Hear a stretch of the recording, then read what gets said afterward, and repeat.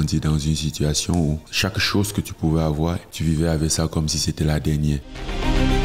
Moi, j'ai ma Rolls Royce. J'ai évolué petit à petit. D'ailleurs, mon meilleur investissement, c'est l'immobilier. Au Cameroun? Non, aux États-Unis.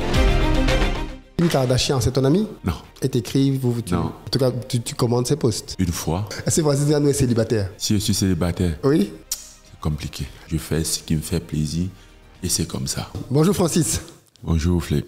Merci beaucoup d'avoir accepté de nous recevoir chez toi à Battier pour réaliser un podcast. Pourquoi le besoin de venir faire du MMA, d'ouvrir au Cameroun une salle de combat?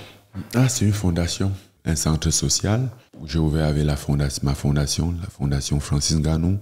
Mais j'ai grandi ici. Et depuis tout petit, mon rêve était de faire les sports de combat. Mais seulement, je n'avais pas accès. Alors, j'ai toujours rêvé d'un bon Samaritain qui devait arriver peut-être de nulle part et ouvrir une salle de sport. C'était mon plus grand rêve. Ce bon Samaritain n'est jamais venu. Alors, quand je suis arrivé en France, je fréquentais les salles de sport et j'ai constaté très vite que on jetait des gants ou des protèges tibias, des trucs où c'était soi-disant inutilisable, ce qui pour nous représentait de l'or. Tu vois. Alors, ce qui s'est passé, c'est que j'ai commencé à ramasser tout ça, sans même savoir ce que j'allais faire avec. J'ai commencé à accumuler et envoyer au pays. Et très vite, j'ai aussi reçu des dons de matériel. L'intention, à la base, c'était d'ouvrir juste une salle de sport. Après, je me suis rendu compte qu'ouvrir une salle de sport, il fallait une maintenance et tout ça, un suivi, même pour ses enfants, parce que il fallait peut-être l'électricité, le nettoyage, l'eau et tout, et même des encadreurs. Et ouvrir une salle de sport n'était pas suffisante. C'est pour ça derrière ça, on a fait une fondation. Qui fait quoi aujourd'hui? Elle aide comment les gens? Déjà, on essaie d'accompagner, on crée ce refuge pour les enfants. On essaie de les... C'est plus, pour moi, l'idée à la base, c'était juste un développement personnel, tu vois. Qu'un enfant qui rêve ou qui voit les salles de sport, peut-être en Europe, qui puisse se dire, on a ça ici, c'est possible. Tu vois, de croire en cette possibilité. Après, même si, puisqu'à partir du moment où il croit en lui, en la possibilité des choses, même s'il veut être médecin, journaliste, avocat, comptable, une fois qu'il a cette foi en lui-même, ce self-believing, je pense que le reste n'est que question de temps. Et à la base, c'était surtout ça. Et aussi que si éventuellement il y a des gens qui veulent poursuivre en sport, qu'on puisse essayer tant bien que mal de les accompagner. Par exemple, je pense que c'est quand le 13 avril, on va faire un événement ici à Bofsam. Par exemple, comme ce qu'on a fait en Côte d'Ivoire, on en a fait à Yaoundé, Douala et tout ça. Ça va être un événement pour faire combattre les enfants de la fondation, pour qu'ils s'expriment un peu, tu vois, des trucs un peu comme ça. Mais... Ton projet avec le PFL de promouvoir le MMA en Afrique, ça avance? Oui, c'est un coup. Le PFL Afrique lance en 2025. Officiellement, ça devient officiel en 2025. Et cette année, on va faire le lancement, on va faire les conférences de presse et tout ça. Mais l'activité commence, les compétitions et tout ça, c'est en 2025.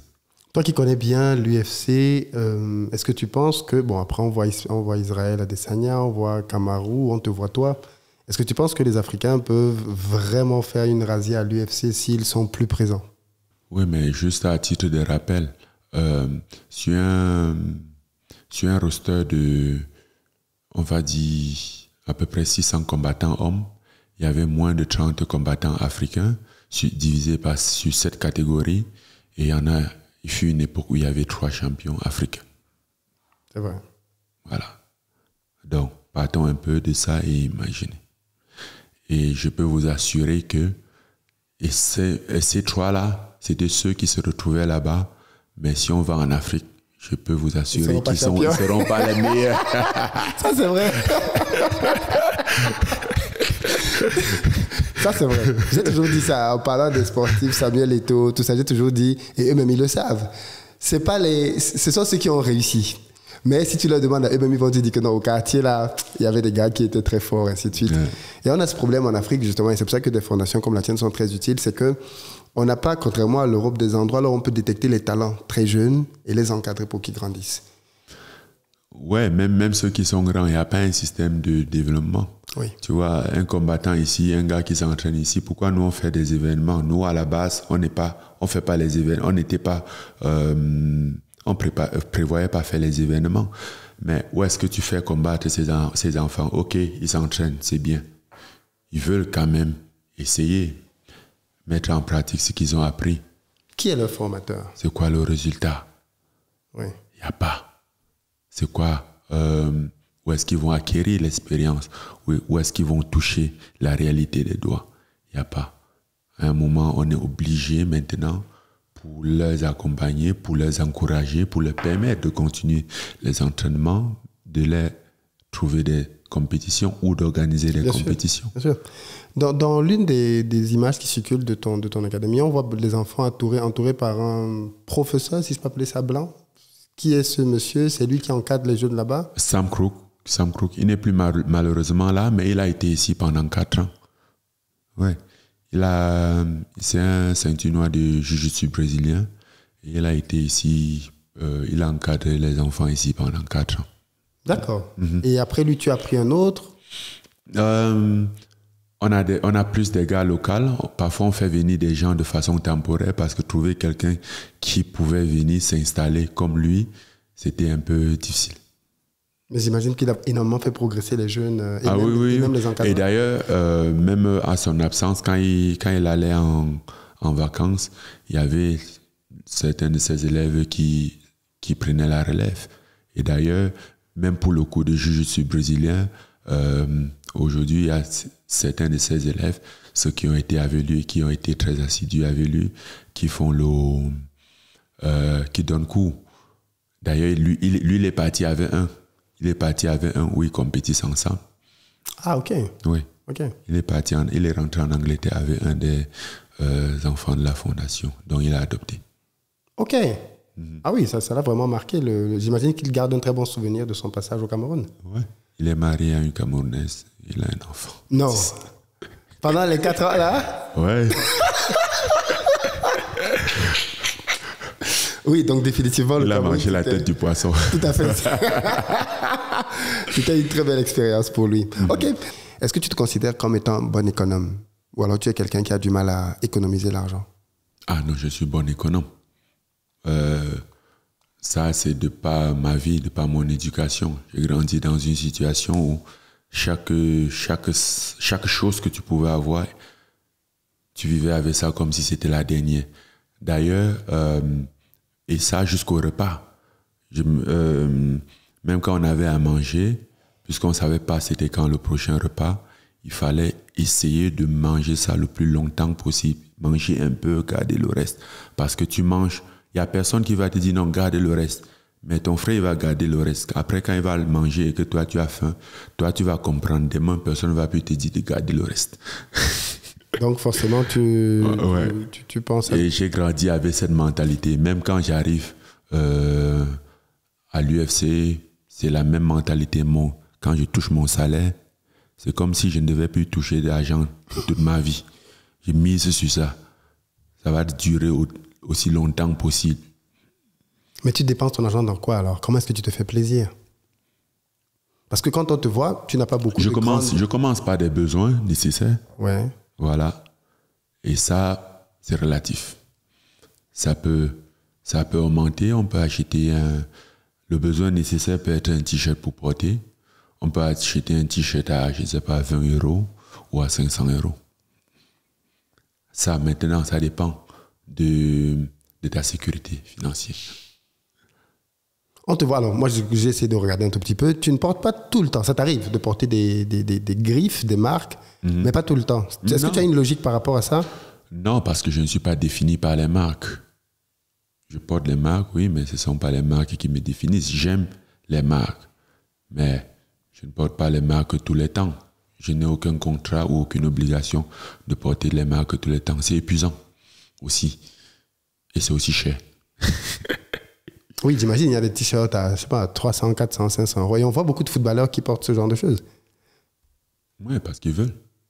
Ils ont le droit. Comment tu expliques que des sportifs de haut niveau comme toi ou des footballeurs qui ont gagné beaucoup d'argent dans leur carrière finissent pauvres? Parce que Internet donne beaucoup plus d'argent qu'ils ont gagné en réalité aussi.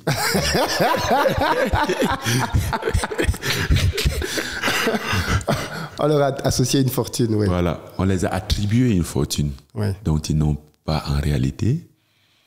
Et on les a dispensés d'une charge qui en réalité leur coûte beaucoup plus cher. Voilà, il y a des trucs comme ça. Et après, il y a beaucoup d'abus. Parce que comme on dit, où il y a miel, il y a abeille.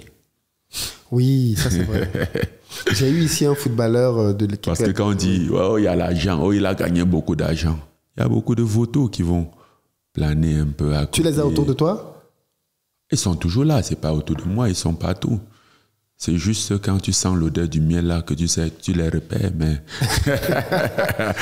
Et il y a des gens qui viennent te voir et te disent, Francis, on veut t'aider à investir ton argent. Ça t'arrive, ça? Il y a des gens qui font tout, qui disent tout. Toutes sortes de conneries. J'ai eu un footballeur ici qui disait qu'il s'est fait avoir comme ça. Il a donné, je crois que c'est 500 000 euros pour acheter un chalet en France, qui était supposé être un investissement qui allait lui rapporter de l'argent. Mais il s'est rendu compte, après coup, que en fait, on lui apportait les documents, il signait juste, parce qu'il ne comprenait rien. Beaucoup, ils ont fait ça. Beaucoup ont fait ça. Mais bon, moi, j'ai eu la chance que les trucs comme l'immobilier, j'ai très vite compris. C'est un sujet où je me suis toujours posé la question. Donc, même aux États-Unis, je comprends très vite. Donc, si quelqu'un vient avec un truc, oh, il y a un truc immobilier, un investissement, il va falloir que tu m'expliques ça en vrai. Parce que je comprends. Oui, tu comprends comment ça marche. Oui, je comprends. Parce que c'est un secteur où j'ai un peu exploré. Comment tu te fais plaisir alors, Francis? Est-ce que c'est dans les vêtements? Est-ce que c'est dans les voitures? Est-ce que c'est dans la construction de... Est-ce que c'est dans les cadeaux que tu offres à ta famille? Comment est-ce que l'être humain se fait plaisir? Comment est-ce que les autres se font plaisir? Non, les gens sont différents. Pas des petits trucs de la vie. Tu vois. Tu avais raconté l'histoire en Côte d'Ivoire. Je vois que tu la racontes. C'était tout ça génial. Tu expliquais comment les gens deviennent prisonniers de l'image que les autres ont d'eux. Comment, à cause de cette image, il va acheter des vêtements. Après, il va sortir avec une fille qui va lui demander un certain niveau de vie. Tu te rappelles un peu de... Ouais. Bah, c'est pas une histoire, c'est juste un constat. C'est un truc que je constate en permanence. Parce que l'autre, il a mis un t-shirt de 500 €. Demain, il a honte de son t-shirt de 50 € ou je sais pas. Et du coup, il a envie d'assumer ça. Le jour où il achetait son t-shirt de 500 €, il voulait juste porter un truc de marque. Il n'avait pas conscience qu'il fallait des problèmes qui devaient suivre plus tard. Mais seulement qu'après, il est identifié par ça. Il n'est plus identifié par son activité. Et même quand il parle à une femme, à une fille, si la fille s'intéresse à lui, pour la plupart des temps, c'est pour l'image dont il projette, pour ce qu'il est, ce par quoi il est identifié. Pas parce qu'il est un grand sportif, pas parce qu'il est ceci, non, mais parce qu'il est monsieur Griffe, monsieur ceci, monsieur cela. Alors du coup, le jour où il faut faire les courses, même pour la fille, tu ne vas pas amener la fille à Gab, hein? Non, ou à Zara. Tu as Gucci sur toi, mon gars. Et ça fait longtemps qu'elle rêve d'un sac à main Gucci ou Chanel ou Louis Vuitton. Il faut aller là-bas, sur les champs.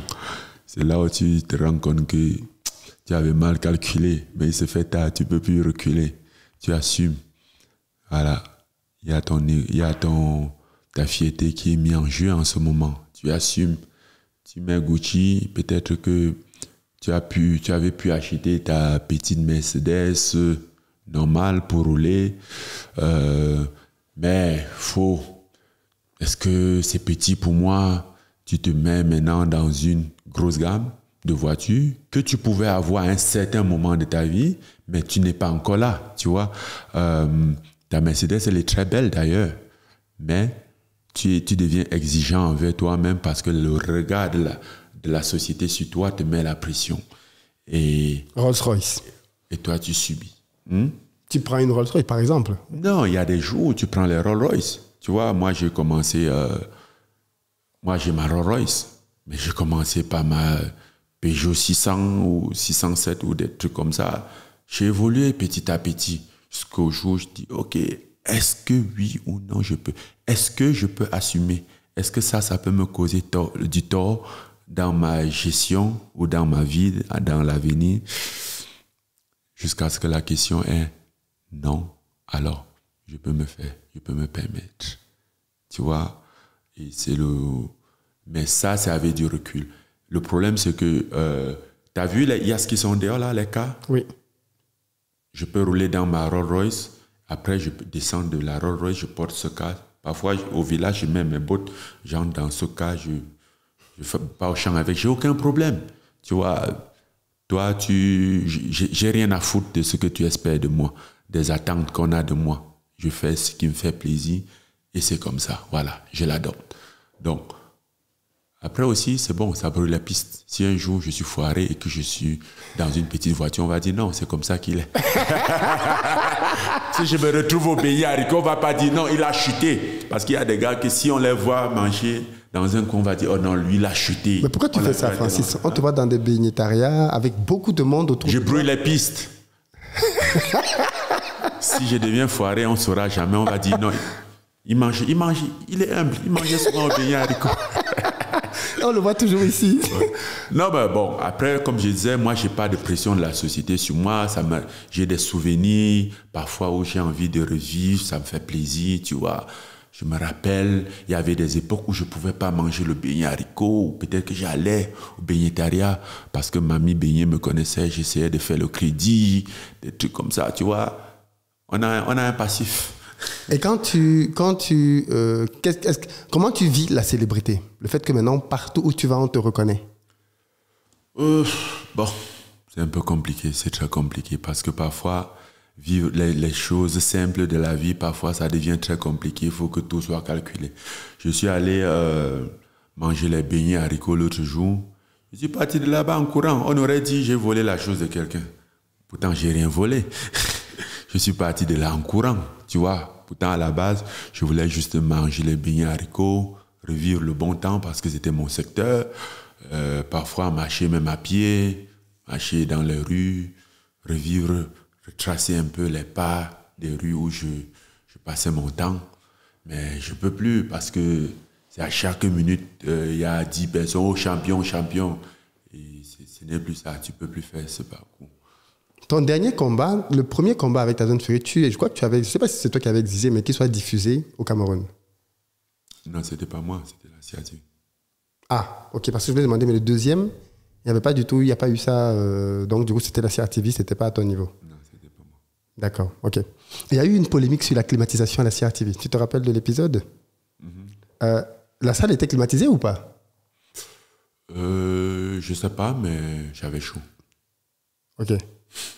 Et c'est toi qui avais demandé à la dame de venir te faire du vent? Non, quand même pas. Mais tu sais que l'image a fait le tour du monde. Francis Ngannou qui est en train de se faire ventiler par une femme. Après, il y a un truc, c'est que, bon, j'utilise les réseaux sociaux pour faire ce que j'ai à faire. Je ne suis pas trop dans les réseaux sociaux. Donc, il y a des trucs qui vont se passer et que je ne suis pas trop au courant. Tu n'es pas au courant. J'évite d'être un produit des réseaux sociaux. J'utilise les réseaux sociaux. Donc, il y a beaucoup de trucs qui vont se passer. Si ça se passe que dans les réseaux sociaux, si on ne m'en parle pas, je ne saurais pas. Kim Kardashian, c'est ton ami? Non. Et t'écris, Non. En tout cas, tu commandes ses posts? Une fois. Ouais. Ça, c'est un aspect de ta vie qui est très, très secret. Est-ce que c'est parce qu'il n'y a rien à dire ou alors c'est parce que tu ne veux pas qu'on sache? Francis Ngannou est un homme qui a des enfants. Oh, tu es une personnalité publique. Parce que, oui, c'est moi, c'est la personnalité qui est publique, c'est pas ma vie qui est publique. Est-ce que Francis Ngannou est un cœur à prendre? C'est la personnalité qui est publique. Oui, ça j'ai bien compris. Mais est-ce que Francis Ngannou est un cœur à prendre? Un cœur à prendre? Oui, c'est pour dire... J'ai besoin de mon cœur pour pomper mon sang. Ouais. Oui, mais tu as compris la question. Est-ce que Francis Ngannou est célibataire? Hein? Si je suis célibataire? Oui. C'est compliqué. C'est la question à laquelle tu as le plus... Non, je cherchais la bonne réponse. C'est compliqué. C'est compliqué. Parce que comme on disait tantôt, il y a le côté privé, il y a le reste. Dans quoi tu investis? Tu penses forcément à ton après-carrière. Tu investis dans quoi? Oui, l'argent là. Le jour où j'aurai l'argent, je vais penser à investir. Le peu que tu as, tu l'investis dans quoi? Je n'ai pas encore assez pour investir. Tu es discret sur tes investissements, donc? J'aime l'immobilier, mais je n'ai pas vraiment d'investissement immobilier. Mon après-carrière, je ne sais pas. J'aime le business quand même. Et tu veux faire quoi après? Peut-être gérer mes petites sociétés. Que tu as créées pendant que tu étais encore en combat? Ouais, peut-être. Ou peut-être que je vais créer d'autres une fois où je serai. Je prendrai ma retraite. Mais est-ce que tu trouves que c'est important que Francis Ngannou donne aussi l'exemple dans le domaine de l'investissement pour faire comprendre aux autres sportifs qu'il faut penser à ça déjà, les gars. Il faut investir, il faut faire des choses? Moi, je ne suis pas le prof des sportifs. Hein. Chacun fait comme il peut. Et chacun a le droit de faire comme il veut. Donc, je ne suis pas là pour donner des leçons ou pour montrer des gens comment il faut marcher, comment il faut faire, puisque je ne suis pas sûr que ma façon de faire est la bonne, déjà. Voilà. Je me débat. Tu vois, le truc, c'est que il n'y a pas une école qui t'apprend à être sportif dans la vie. On ne va pas à l'école pour être un sportif professionnel, gérer la carrière et l'après-carrière, tu vois. Chacun se débrouille, justement, tant bien que mal. La gestion de l'après-carrière, ça ne s'apprend pas? Ça ne s'apprend pas? Non, ça ne s'apprend pas. Où est-ce que ça s'apprend? Il n'y a pas une école pour ça. C'est propre à chacun. C'est propre à chacun. Il y a des autres qui ne pensent pas parce qu'ils n'ont pas envie. Il y a des autres parce qu'ils ont tellement la tête à ce qu'ils font qu'ils ne pensent pas. Et c'est jusqu'au jour où ils prennent la retraite qu'ils s'ennuient et qu'ils se rendent compte que ils ont envie de faire quelque chose. Après, l'après-carrière aussi est suggestif à partir du moment où certains vont vouloir faire un métier d'après-carrière juste par passion et d'autres vraiment pour l'aspect financier. Donc, il y a deux volets, il y a deux catégories. D'autres, ils le font parce que, bon, peut-être il a pris sa retraite à 40 ans ou 42 ans, moins de 45 ans. Il est jeune, il a de l'énergie, il s'ennuie. Voilà, il veut faire quelque chose après ça. Mais sinon, financièrement, il n'a aucun problème. L'autre veut faire parce qu'il a besoin d'argent pour maintenir son rythme de vie. Et surtout que, pour la plupart, pendant leur carrière, on les a fait croire qu'ils sont obligés à maintenir un rythme de vie et ils ont adopté un rythme de vie ou plus tard, pour soutenir ce rythme de vie, quand ils n'ont plus de revenus, ça coûte énormément cher et du coup, ils sont obligés de trouver un boulot.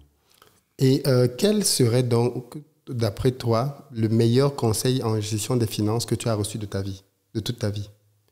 C'est-à-dire que tu penses que ce conseil-là, ou alors ne mangez jamais toute ta nourriture. Pense au lendemain. C'est aussi simple que ça. Ouais. Moi, c'est la plus grande éducation que j'ai eue du côté des finances. Ça part de ça. Ça peut être le dernier repas. Prolonge ça au mieux possible. Ça me rappelle ce que tu avais dit pour les business class. Au début, tu n'allais pas forcément tout le temps en business class parce que justement, tu te disais... Non, j'avais peur parce que je me posais la question, mais est-ce que je peux assumer ça toute ma vie? Ou d'ici 1 an, 2 ans, qu'est-ce qui se passe si je ne combats pas dans 1 an ou dans 2 ans? Je vais retourner en économie ou peut-être ne même pas avoir les moyens pour me payer un bien en économie. Ça veut juste dire que je ne mérite pas encore. Je n'ai pas encore le niveau de business class. Rentre petit, prépare-toi et avance. Il n'y a rien de mal à ça. Tu vois, c'est déjà une bonne chose de voyager en avion, d'être dans un avion, d'avoir une place assise. Mon premier voyage, je l'ai fait sur un Nautica gonflable pour traverser la Méditerranée. Donc, si je suis en place éco, c'est déjà une bonne chose. Ça veut dire que j'ai même un passeport et un visa. Et comme Sankara avait dit, celui qui est en business n'arrive pas plus vite que celui qui est en éco. Mais il voyage mieux. Ah, c'est sûr. Ça, c'est sûr. C'est pas le même voyage. C'est certainement pas le même voyage. Est-ce que tu as des regrets sur ta gestion des finances? C'est-à-dire qu'un truc où tu te dis, ça, je n'aurais jamais dû faire ça. Non. Tout le monde fait des erreurs, Francis. Tu n'as pas fait un achat, juste te dit, ah, ça, je n'aurais jamais dû acheter ce truc-là. Ah non. Non. Pour ce qui est des finances, je ne suis pas encore là. Peut-être plus tard, mais pour l'instant, non. Et c'est quoi ton meilleur investissement? Parce que je calcule beaucoup. C'est ce que je comprends, en fait. En finance. Avant de faire une erreur, c'est compliqué. Mais c'est quoi ton meilleur investissement? Là, tu te dis, ça, j'ai bien fait d'investir là-dedans. Les sages disaient souvent que la pierre ne pourrit jamais. Oui. Ouais, quand j'ai commencé, la première des choses, c'était de construire une maison au village. Après moi, il y aura cette maison. Si un jour ça ne va pas, même si je vais rentrer ici faire le champ, je serai dans ma maison. Je serai à l'abri des tempêtes. Tu vois, demain, un jour, j'aurai autre ailleurs. D'ailleurs, mon meilleur investissement, c'est l'immobilier. Ouais. Au Cameroun? Non, pas encore. Aux États-Unis. Ah, tu as investi dans... J'ai beaucoup appris aux États-Unis. Je me rappelle, en 2019, je voulais acheter plusieurs propriétés parce que la banque qui m'appelle, il me dit comment je suis éligible au crédit, comment ceci et tout. Je me dis, OK, je me lance. Et je voulais acheter, je me dis, je vais acheter peut-être des maisons, faire des apports et acheter peut-être 5 ou plus de maisons d'habitation et mettre en location parce que j'avais une gestionnaire immobilier qui avait les calculs.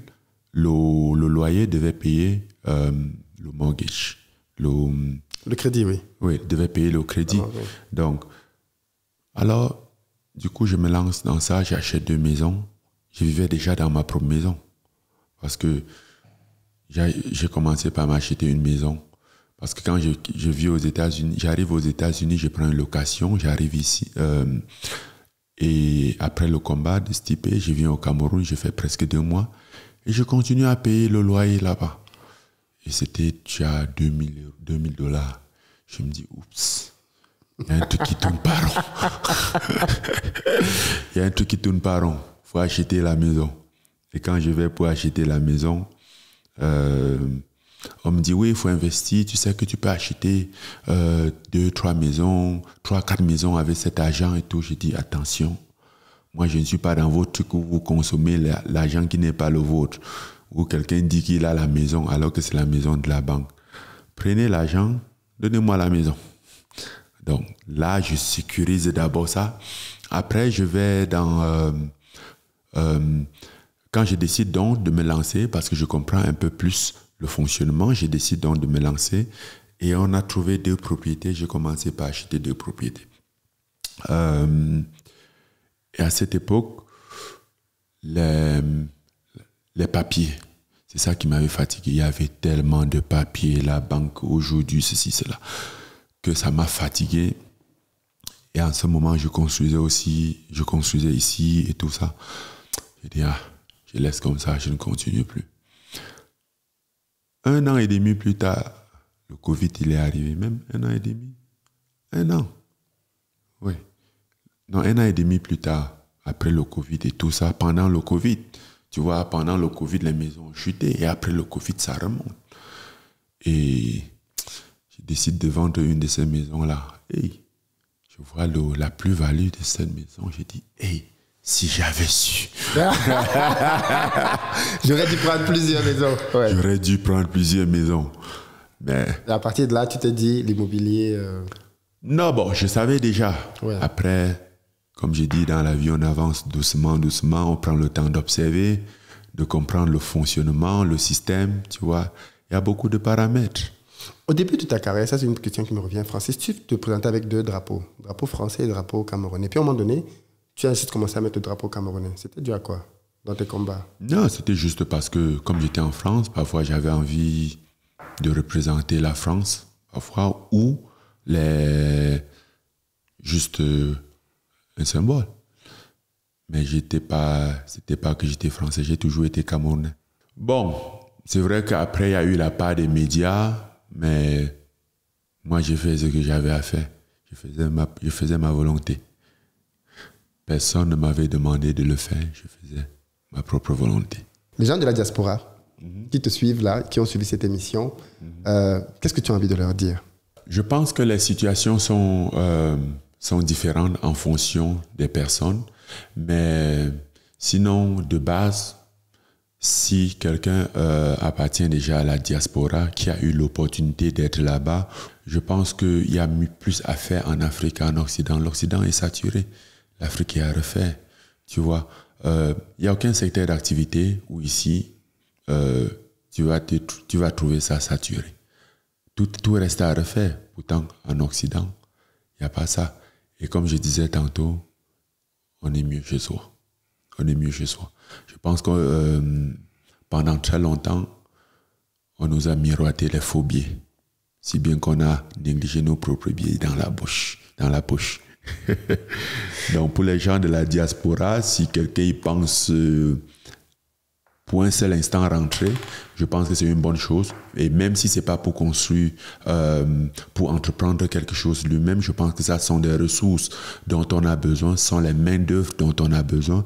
Il y a des entreprises qui ont besoin des gens, des sociétés qui ont besoin des gens avec la connaissance, parce que même ces gens de la diaspora, pour la plupart, ils ont tous une connaissance, ils ont tous un savoir-faire qui peut être rentable dans la construction, dans notre propre développement, dans le développement de notre pays, notre continent. Qu'est-ce que tu veux dire à ceux qui sont en Afrique et qui veulent réussir? Pour ceux qui sont en Afrique, il faut croire qu'il y a que c'est possible ici. Ce n'est pas possible qu'ailleurs. Il y a même plus de possibilités ici. Mais cependant, il faut se fixer des objectifs et y croire.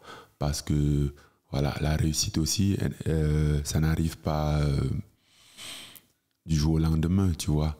Parfois, ça peut prendre du temps. Chez d'autres, ça prend moins. Chez certains, ça prend moins que chez d'autres. Mais au final, ça finit toujours par arriver. Surtout si on se donne les moyens, tu vois. Il y a des arbres, les arbres fruitiers ne produisent pas à la même saison. Il y a des arbres qui vont produire après 6 mois, d'autres après 1 an, d'autres une fois en 2 ans et d'autres après chaque 5 ans. Mais ils finissent tous par produire. Il faut juste croire en soi, à la détermination, en ses capacités et au travail investi, parce que c'est pas parce que la réussite existe qu'on va aller croiser les bras et espérer à la réussite parce que ça va arriver. Non. Il faut se donner les moyens et ça finit toujours par arriver. Un jour, on ne sera plus là. Comment tu veux qu'on se souvienne de Francis Ngannou? Qu'on se souvienne de Francis Ngannou comme quelqu'un qui ne lâche pas prise, quelqu'un qui n'abandonne pas, quelqu'un qui refuse d'être victime, quelqu'un qui prend son destin en main, qui tombe mais se relève, qui tombe 10 fois, se relève 11 fois, qui continue et qui ne baisse jamais les bras. Voilà. Qu'est-ce qu'on peut te souhaiter pour la suite? Qu'est-ce qu'on peut me souhaiter pour la suite? Oui. Qu'est-ce que tu aimerais voir se réaliser pour la suite pour toi, là maintenant, à partir de là? La suite, c'est de faire d'autres combats. Des bons combats? Ouais, c'est de faire des bons combats, que ce soit MMA ou en boxe, et éventuellement gagner. Mais des bons combats surtout. Merci beaucoup Francis d'avoir pris le temps de nous faire cette très longue entrevue qui nous a permis d'aborder plein d'aspects. J'espère que les gens vont mieux te comprendre, mieux te connaître et aussi peut-être avoir ta perspective du combat. Je ne sais pas si depuis le combat tu avais fait une interview pour expliquer ce qui s'était passé. J'ai fait un direct. Toi-même, voilà, mais c'était pas avec un... Ouais, après j'ai fait un truc sur Equinox. Oh, ok. Ouais. Ok. Avec Esther Maya. Ouais. Ok, très bien. En tout cas, on est content que tu nous aies permis d'avoir ce moment. Les amis, on arrive au terme. Qu'avez-vous pensé du podcast de Francis Ngannou? Vous nous dites dans les commentaires avec quoi vous avez été inspiré. Et puis, si vous n'êtes pas d'accord, avec quoi vous n'avez pas été d'accord. C'est le but aussi du média et des échanges. En tout cas, moi, j'ai eu beaucoup de plaisir à venir ici faire cette interview chez lui. Et j'espère que vous allez bien évidemment repartir d'ici en ayant appris beaucoup, beaucoup de choses. Je vous donne rendez-vous dimanche prochain, même lieu, même heure, avec un autre invité pour une autre émission. Podcast, c'est juste une question de temps. Peace.